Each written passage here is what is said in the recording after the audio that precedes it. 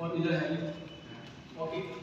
इसकी डायग्राम बनेगी, इसकी बनेगी, फिर इसकी बनेगी, तीनों लाइन के अलग अलग डायग्राम बनेगी, फिर हमारा पता काम खत्म हो जाएगा, पता चल जाएगा कि वैलिड है कि नहीं।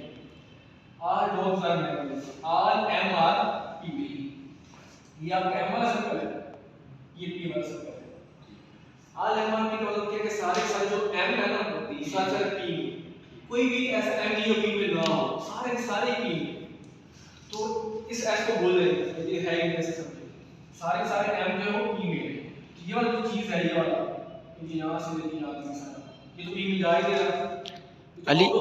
हम क्या करेंगे, हम इसको शेड करेंगे। अली अब ये तरीका तो बताएं कि शील्ड क्यों करेंगे और एक्स कब लिखेंगे। अब शेड करने का मतलब क्या है, शेड करने का मतलब ये कि ये एरिया जो है ना ये एग्जिस्ट ही नहीं करता, ये नॉन एग्जिस्टेंट हो गया, मतलब ये हाई हो,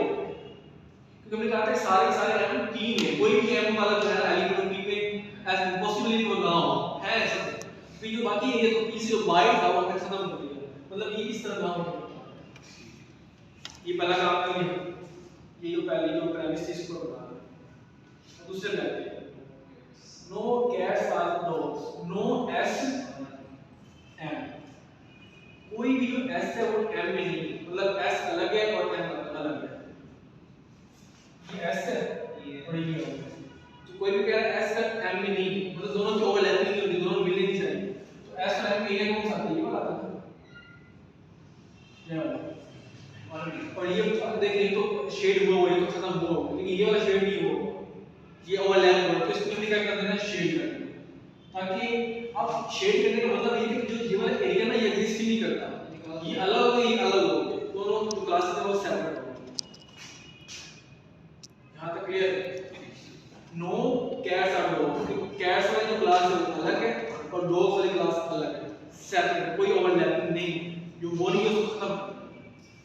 यहाँ पे कुछ हाँ मैंने सर जी मेरा सर ने कहा कि एक बार दो सर्कल की हाँ शेडिंग हो रही तो आप उसके अंदर फिर से कुछ नहीं करें। अभी जो आपने की है ना इसका डी में आ रहा है थोड़ा सा और एम के साथ भी आ रहा है, मतलब तीनों को ओवरलैप कर आप यहाँ पे शेडिंग उसको ऐसे ही छोड़ दें, क्योंकि आपने जैसे एक बात ये कि एम जो है सारा पी है बस बात एम को पी में बहुत कर देंगे शेडिंग। अब हम देख रहे हैं इसको एस और एम, एस और एम में देखें तो ये वाला एरिया बचा हुआ है, सब नहीं है आप उसको शेड नहीं करें। अच्छा वो बात बताता हूं, लेकिन वो जो भी रूल ठीक करेंगे वो कॉम्प्लिकेटेड है, उसमें फिर ये होता है कि उसमें सिर्फ आपको इसी में से ही सारा जज करना पड़ता है, वो मैं उसकी तरफ आपको नहीं लेंगे, मैं इजी रूल बता रहा हूं। इसमें ये एरिया आपने शेड कर दी, तो यहां पे वो उसमें जो कांसेप्ट मैंने बताया है अलग अलग है, वो तो कुछ नहीं यहां तक क्लियर है। अच्छा अब हम आते हैं ये कंक्लूजन पे, कंक्लूजन क्या है, no S are P cats are no S are P, S अलग अलग की है, तो ये एस है ये भी अलग है ये भी अलग है, दोनों में शेड कर दूं ओके हो गया यार इस एक्स नहीं लिखेंगे। वो एक्स वाला भी नहीं, वो एक्स आता है पर्टिकुलर वाले प्रोपोजिशन, अब ये यूनिवर्सल प्रोपोजिशन है, वो एग्जांपल करेंगे वो उसमें होगा, इस एग्जांपल में वो नहीं होगा। नो कैट्स आर मैमल, तो आप एस वाले को आई थिंक शेड करोगे। पता नहीं नो एस आर पी, तो पी के हिस्से में एस नहीं है और पी और एस का समान में आ रहा है सिर्फ और सिर्फ और ये ओवरलैपिंग में आ रहा है बस, मतलब कोई कैट मैम नहीं है, कैट अलग चीज है मैम अलग चीज, जो एस के से ज्यादा सोना नहीं आता याद रखिए, बस सवाल कर लो यार सर से पेपर मार देते हैं।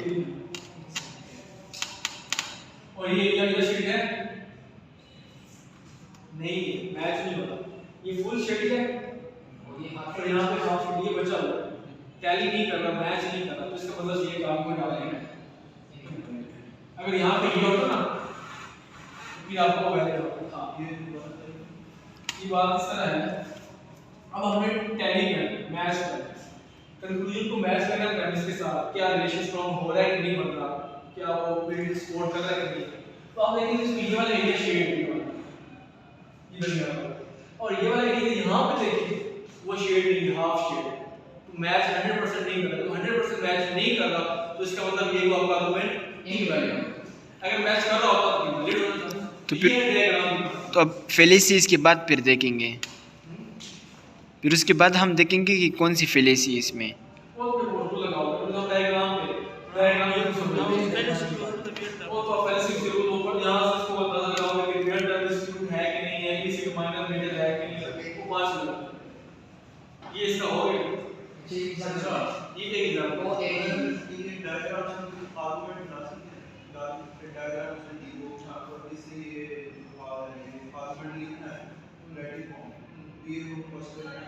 इसका स्ट्रक्चर पॉसिबल है लिंग्विस्टिक फॉर्म में लिंग्विस्टिक फॉर्म में नहीं होता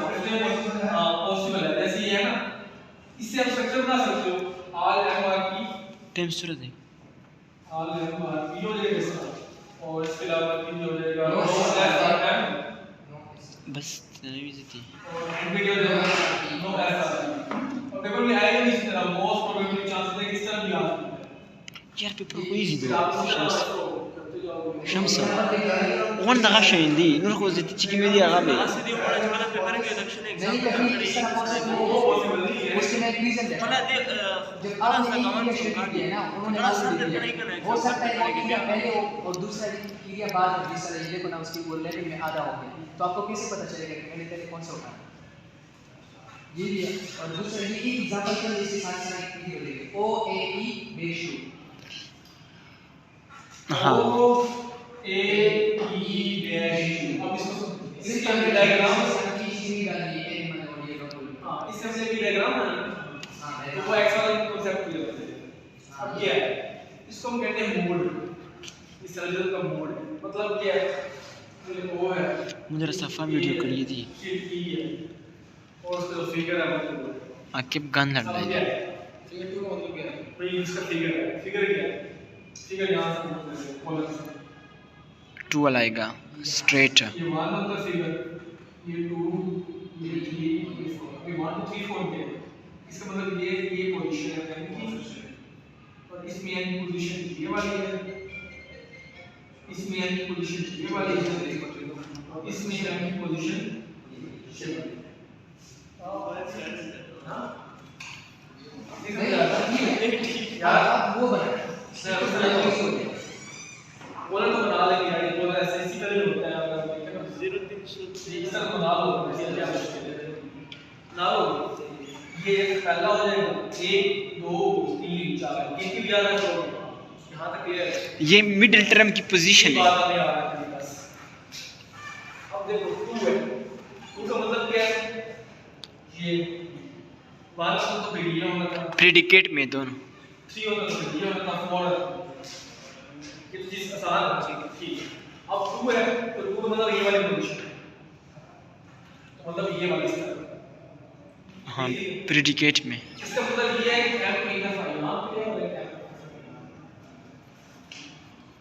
तो दूसरे अंदर के क्या कौन सा था अगर मैं फाइल तो बाद में इससे मैं कंफ्यूज हो अगर गया मान होता तो कंफ्यूज हुए ये बात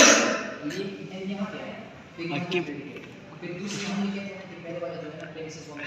मेजरमेंट के बाद में सब्जेक्ट आगे बार लिखा जब यहाँ की कॉलम की पोजीशन ऐसी है ऐसे एम यहाँ पे और फिर वही मैंने बहुत खूबसूरत वीडियो यहाँ पे बनाई दूसरा अब ये जो लेयर है यहाँ